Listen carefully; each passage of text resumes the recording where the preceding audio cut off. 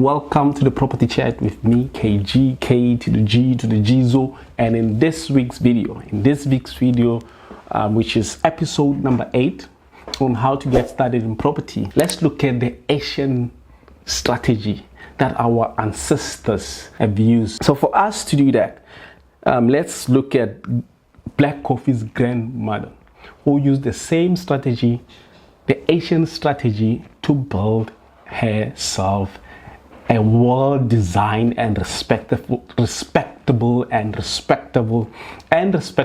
property, a house. We were moved to live with our grandmother from the maternal side, and she's the one who raised us.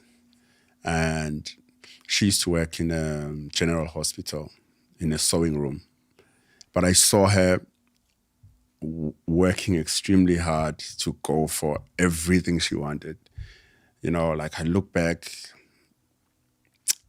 and try to imagine how much money she was earning and look at the achievements, like changing her mud house into a big, designed, respectable house. And she did this bit by bit by bit. And as a kid, I was there and I saw it.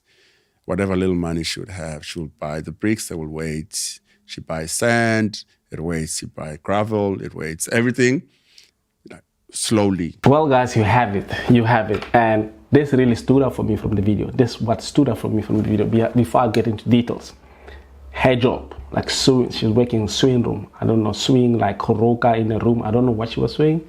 And I guess that's why he's saying he could imagine how much money she was earning. But from the video, Black Coffee's grandmother was driven mud house to a proper design and respectable house, which I can relate because I grew up in a mud house. My entire life, I grew up in a mud house. And buy, wait. Patience and time go together. So that's what stood out for me. But the big question remains, how does one use this Asian strategy, Madala strategy, to build a house for themselves in 2024? Let's get into the practicality of it. How do we do it? The practical side of it. Let's say we're talking to someone who's earning 10,000 rands in South Africa. After tax, that's your takeaway. And your lifestyle is 3,000, which is 30%. And you putting 7,000, 70% towards building your property. Step one is, if you do not have a land, you get a land. But if you have a land, particular people from in a village, they get land mostly for free, or they buy it very, very affordable. So you get that if you do not have land. If you do have land, you start with documentations. Okay, maybe first month, second month documentations. You need a design. You need to design your house. That single story, double story, triple story, 10 bedrooms, however it's going to be, you design the house. You get a designer to build it up for you the way you want it. Okay, once you're done, you tick. And next one, you meet the architect. Is it architect? I can't say this word, guys. Please help me out, though. Help me spell it out. Architect. So why do you meet them? You meet them once.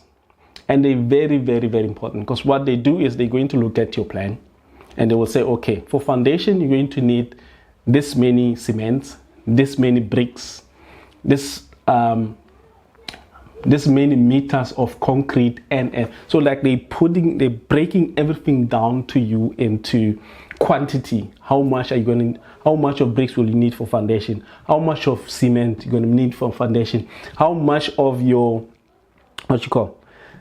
how much of the cement, bricks, concrete?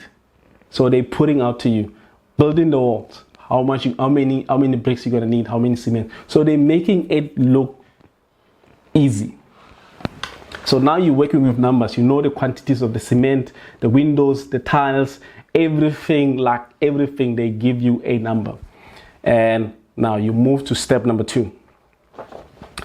Remember, now you start building your house. Houses in levels. You don't build a house at a go, at once, because that's very difficult, and it needs a proper budget. You need a full-on functioning budget. So you know, a house, the foundation, its walls, its roof, its plumbing, plastering, painting, tiling, furniture, and other cosmetics. That's how you go about your house, about building a house. So once you have the numbers, because now the architect gave you all the details that you need. Okay, you buy materials for the foundation. We are on step number 2. Buy materials for the foundation. You put them across. You put them at the side. Of course, the concrete is not going to expire. The bricks are not going to expire. But the cement, you keep them. Maybe if your sister, brother, mother, they have a house, you take those, you put them away. If they do not have, then you have like options like we'll build it, libo, what's the yellow one? Most hardware, they got like a card where they give it to you, and then you keep on topping it up. Once you reach that amount that you want to use for your property, then you can go and swipe and buy materials like those cements, because you can't take them as and when you need them, as and when you pay for them. You can only take them as and when you need to put them into the work. Then you have those, all the foundation materials, you have them, you put them away. You stuck money into your cart for that hardware, from the hardware.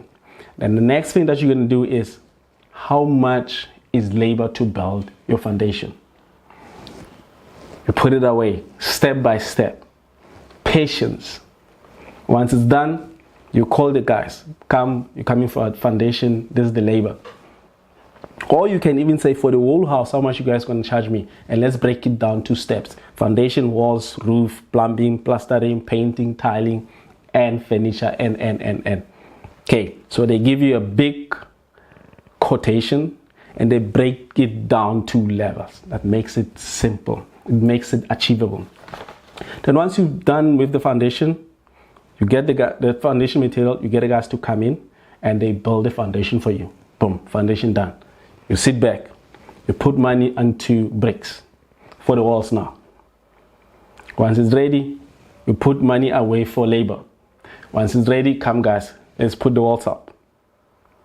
And then you do the same with roof, you do the same with plumbing, you do the same with painting, you do the same with plastering, you do the same with tiling, you do the same with furniture.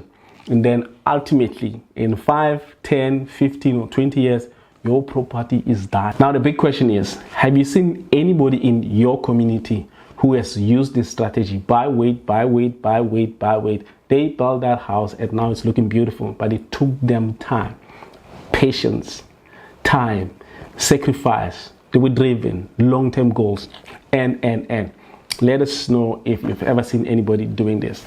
And what about you? Do you think this strategy can work for you? Or you think it's very slow? You need to just get a loan and get going. Let me know, guys, what do you think about this strategy? And if you enjoyed this video, of course, you will like this one.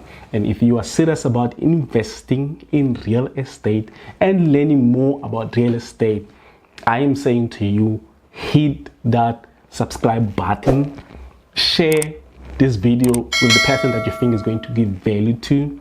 And I'm super excited for making me, KG, from the Property Chat, a part of your property journey. And I promise to give you informative and educational videos every week. And for now, thank you so much. I will see you on the next one.